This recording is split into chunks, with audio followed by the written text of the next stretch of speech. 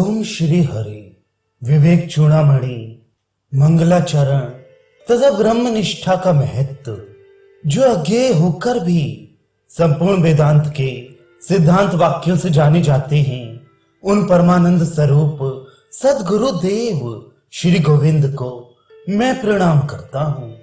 जीवों को प्रथम तो नर जन्म ही दुर्लभ है, उससे भी पुरुषत्व और उससे भी ब्राह्मणत्व का मिलना कठिन है। ब्राह्मण होने से भी वैदिक धर्म का अनुगामी होना और उससे भी विद्वता का होना कठिन है। यह सब कुछ होने पर भी आत्मा और अनात्मा का विवेक, सम्यक अनुभव, ब्रह्मत्व भाव से स्थिति और मुक्ति, ये तो करोड़ों जन्मों में किए हुए शुभ कर्मों के परिपाक के बिना प्राप्त हो ही नहीं सकते।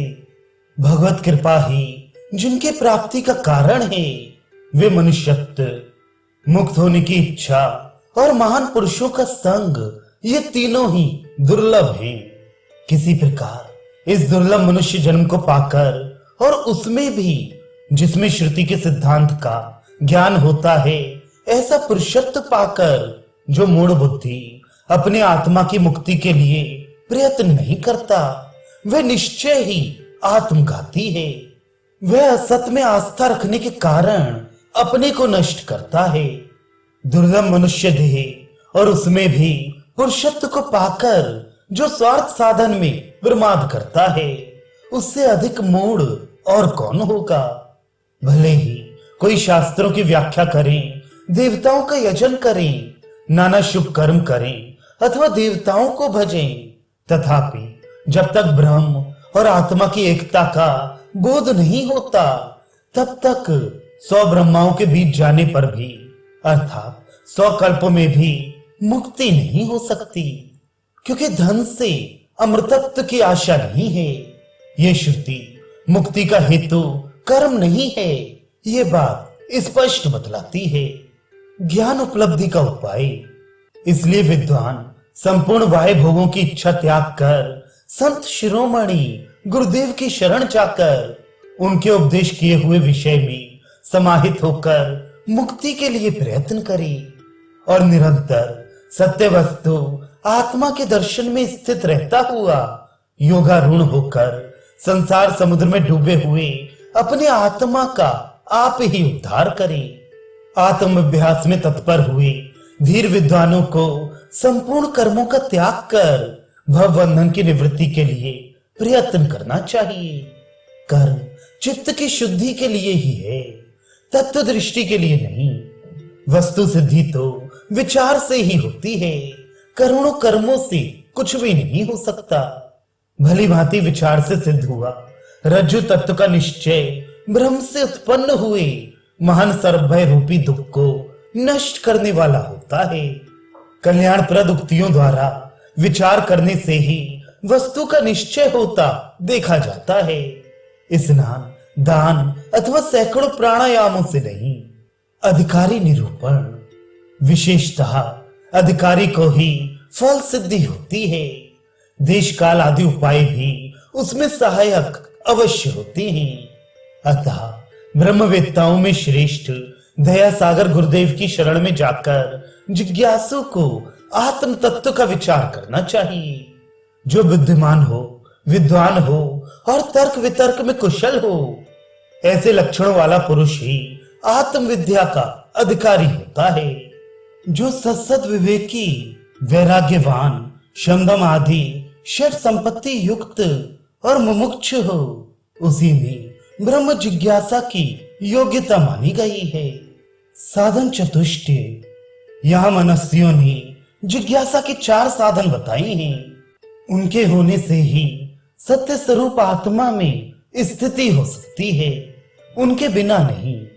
पहला साधन नित्य अनित्य वस्तु विवेक गिना जाता है। दूसरा लौकिक एवं पारलौकिक सुख भोग में वैराग्य होता है। तीसरा शम, दम, उपरति, तितिक्षा, श्रद्धा, समाधान, ये 6 संपत्तियां हैं। और चौथा मुमुक्षुता है।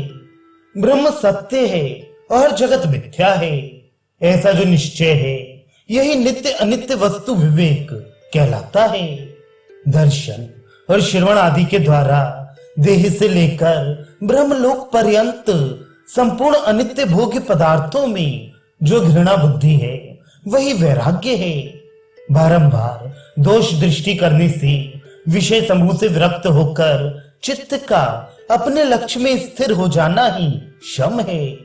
कर्मेंद्रिय और ज्ञानेंद्रिय दोनों को उनके विषयों से खींचकर अपने अपने गोलकों में स्थित करना दम कहलाता है।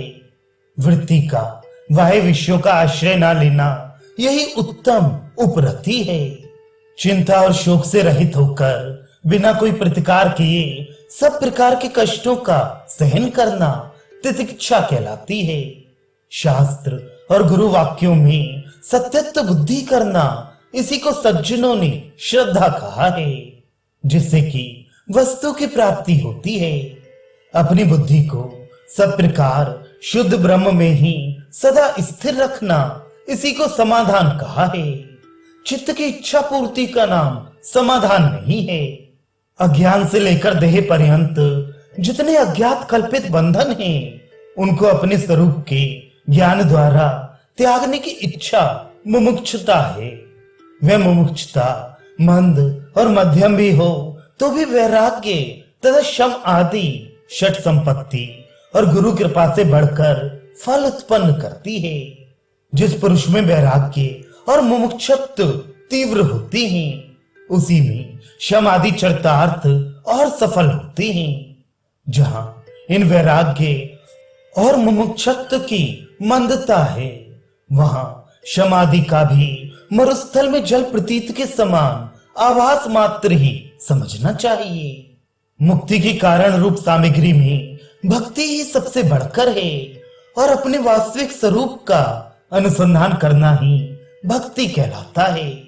कोई कोई स्वात्म तत्व का अनुसंधान ही भक्ति है, ऐसा कहते हैं।